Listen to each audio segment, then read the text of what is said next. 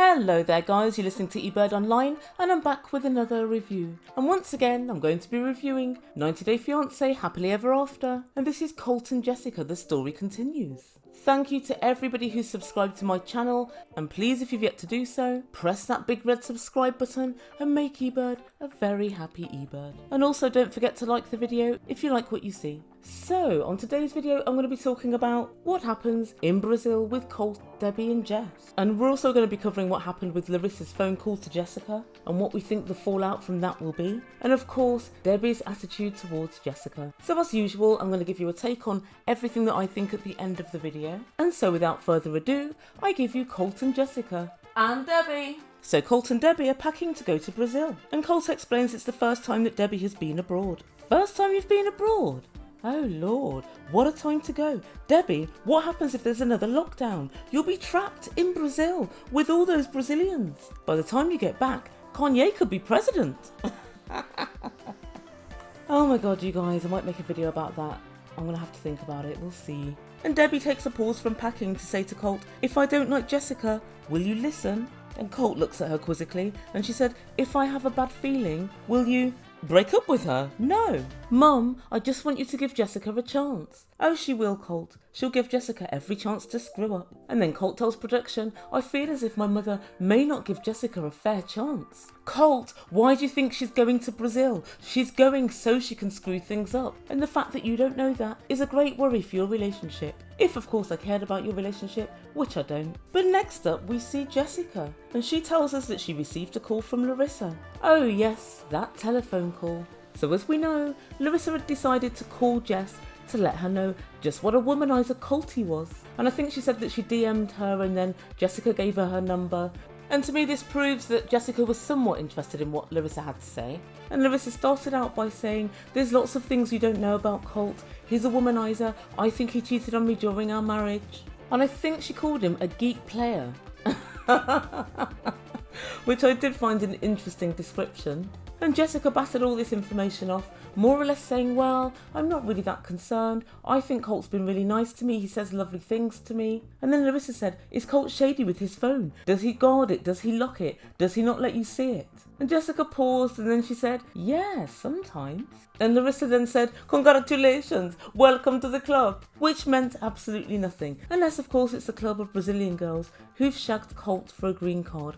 Then maybe welcome to the club. And then finally Larissa said, have you met Debbie yet? No, not yet. Be careful of Debbie. Debbie will absolutely try and ruin your relationship. Debbie's a wolf. And Jessica said, it's too much for me to take in. And she ended the call rather abruptly. And then Larissa said, you can call it sabotage or whatever you want, but I will tell you. Yes, I think that's what I'd call it, Larissa. I'd call it sabotage.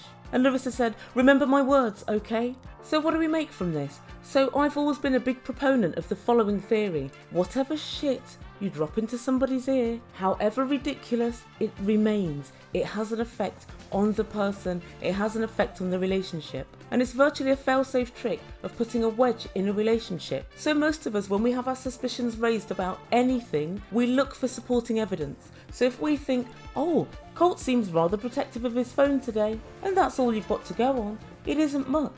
But then what can we add to that? I know that Colt speaks to this woman, Vanessa. Second bit of evidence. Third bit of evidence, Larissa tells me he's a cheat. So that final bit of evidence may or may not be true, but because we add it to other evidence, it enters the narrative and sometimes becomes almost a vital piece of evidence. Where no problem existed before, suddenly a problem exists. And it can have another effect, and that is of making the person paranoid. So the fact that someone said, your new guy, he's a cheat, he went out with my friend before and I know he cheated on her, that then forces you, if you will, to look at the phone. It forces you to sift through the emails. Your free will is gone. You literally have no choice. And you will read into texts and emails whatever you want to read into them based on the fact that you've been given this piece of information that your partner's a cheat. And so that's one thread. The second thread, Larissa also said to her, Colt's now trying to deport me. And Jessica straight away said, what? He's deporting you? And you think he wants to deport me too? And Larissa says, when he has no more use for you, he'll try and get rid of you. Now I believe that Jessica only wants him for the green card. If she hears this, he's much less of a safe bet than he was previously, because you know he's already of the mind of, if I've brought you here and we're no longer together, I'm going to try and send you home. And that's going to be a massive worry to anyone in one of these green card hungry relationships. So overall, I really do think it's a masterstroke from Larissa. And really, this is the MO behind fake news and conspiracy theories. All you need is one bit of fake information and that stains the person. A couple of months later, put out another bit of fake information, it's added together and it all mounts up. It may not all be from the same source, but once you put a stain on somebody's character, it's very difficult to get rid of it. And honestly guys, I find that this method never ever fails. Larissa's here to play. So the next time we see Colt is with Mother Debbie and they've just landed in Brazil. And before they leave the airport, Colt says to his mum, "Do you like Brazil?" And Debbie confirms that indeed she does. Really, Colt? Do you like Brazil? But then I got to thinking, I actually understand that question. It's probably the last possible opportunity for a positive response about anything on this trip from Debbie to Colt. And Colt did very well to elicit this response from her, I guess. And Jessica's patiently waiting as they exit customs. And Colt nervously says, "Jess, this is my mum. Mum, this is Jess." And they kind of nervously look at each other. There's no physical contact. There's not a handshake, not a hug, not a kiss. And they both kind of just go, "Hi," and then look away. It's very, very strange, this meeting. If I didn't know better, I'd say it was the meeting of two old adversaries. And production asked Debbie, "What's your first impression of Jessica?" And she says, she's a pretty little girl. Some might say voluptuous. Really, Debbie? Leave the snide remarks to me. The Ebirds are pro. Yeah, maybe Jessica's a little bit plump, but guess what, Debbie? There's only one way for her to look thin, and that's by hanging out with you and Colt. And no, Debbie, I'm not insulting you, I'm merely describing you. And that, ladies and gentlemen, is how you drop shade. And so Jessica and Colt are all over each other, holding hands and kissing, and they get into a taxi, and Jessica says, "I need a little time alone with Colt for sex." Right in front of Debbie. Oh, Jessica, no mum wants to hear that. And then Colt says, "What are we going to do when we're in Brazil? Let's go to the beach. I've got a swimsuit." And then Debbie pipes up from the back, "It's kind of like a Speedo." Guys, my dinner just came up. And Jess and Colt continue the fondling, the slurping, the kissing, the PDA. And they also talk about Dominic and Katerina. Who? Yes, they've already got the names for their babies.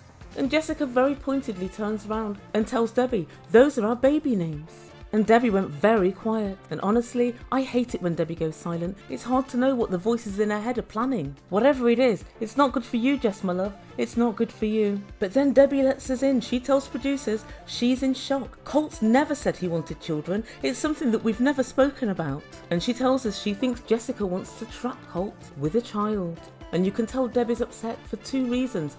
Firstly, Jessica might be able to wrench Colt from her evil vice-like grip. Secondly, and more importantly, there's going to be one or two more people, Dominic and Katerina, to vie for Colt's attention. Debbie could end up being fourth in the pecking order. And Debbie's thinking, abort, abort! Quite literally. And as Colt and Jess continue kissing, Debbie gets really grumpy in the taxi and she says, "I need to lie down. I don't like all these PDAs." So when they finally arrive at the hotel, they go to the room. Yes, that's right, guys. The room. Colt is a little tightwad. He's only got one room. And he said, "I did ask for a large suite, but it must have gotten lost in translation." Really, Colt? You said, "I've only got this amount of money to spend." And the translation was, "You can only afford one room, sir." And Jessica and Debbie are worried about the same thing. Debbie hearing Colt and Jessica have sex that evening. And Debbie said, "This isn't right. No parent wants to hear the sound of their child having sex." She's not wrong, guys. She's really not wrong. And Jessica, in case we didn't know, made a slapping sound, just to demonstrate that it would be entirely possible for Debbie to hear Jess slapping Colt's butt whilst they were making love. Oh, Jessica, we really needed that sound effect. We really did. The whole time Debbie was in the other room trying to go to sleep. And she kept shouting, "F off. I wish you guys would go away and leave me alone. I just want to be left to sleep. All I want to do is effing sleep." And by this point she'd become massively belligerent and rude, and she swore at Jess. And already Debbie's action plan is working. She's being rude, Jessica already doesn't like her, and Colt is already in the middle space. And that's where we leave things for this episode. So here are the Ebird's views. I think that Jessica does not behave like a girl who wants to get to know Debbie, and that's a bad move on her part. Debbie was always going to be virtually impossible to get on side, but Jess has made it really easy for her to dislike her. And Jessica said to Colt right at the end of the episode, "I think your mum doesn't like me." And obviously, it seems that she doesn't. And Colt said, "Oh, don't worry, she's just really tired." But that's what I was telling you guys about the drip drip of Larissa's message. That's already in her mind. Debbie's a wolf. Debbie doesn't like people. Debbie just wants Colt all to herself. And so she already has 2 pieces of evidence to suggest that Debbie doesn't like her. One more and I think it's game over. So I think a job well done from Larissa. Jessica, step up your game. And Colt, just get with the programme. Actually understand that your mum is here for a game and try to ensure she doesn't get what she wants to drive a wedge between you and Jessica. So guys, let me know what you think. Do you think Larissa pulled a masterstroke in calling Jessica? If you think so, let me know in comments down below. And what do you think to Jessica's actions? Do you think she behaved like a future daughter-in-law? It didn't seem so to me. I'd love to hear your views. Before I go, please don't forget to subscribe to my channel. I'll be back either later on or tomorrow with this week's review. And then I'm going to be going back into the history of Colt and Larissa. Please don't forget to smash the like button. And you can follow me on Twitter at Ebird99. You've been listening to Ebird Online. Over and out. Ciao for now.